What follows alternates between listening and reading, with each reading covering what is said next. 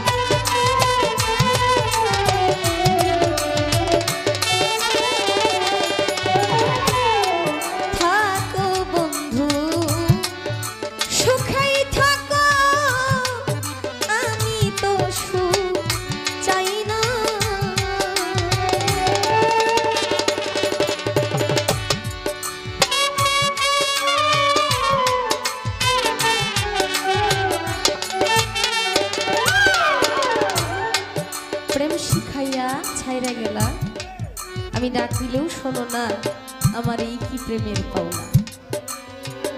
আসলে আমরা বিচ্ছেদ গান করি, অনেক বিচ্ছেদ গানই গাইছি।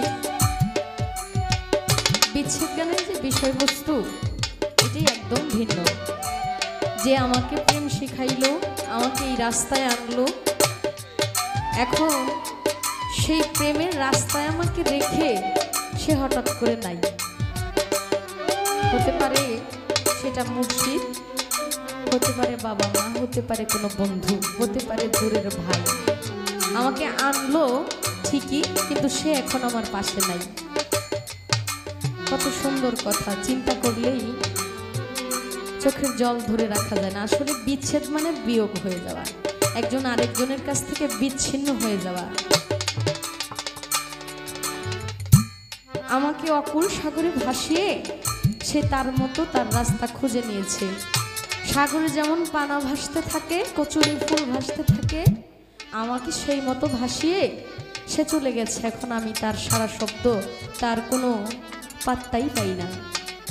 আসলে কিছু বাউল শিল্পী কিছু গান লিখেছে, বাউল কবি সালাম সরকার, ওনার বিচ্ছেদ গানের মধ্যে অনেক ভালো লাগে। উনি আমার বড় বোন মুক্তা সরকার একটা গান করলো, কেন হলো দেখা রে তোমারে দেখলাম, যারে আমি একেবারে হারাইলাম। এর মানে কি জানেন?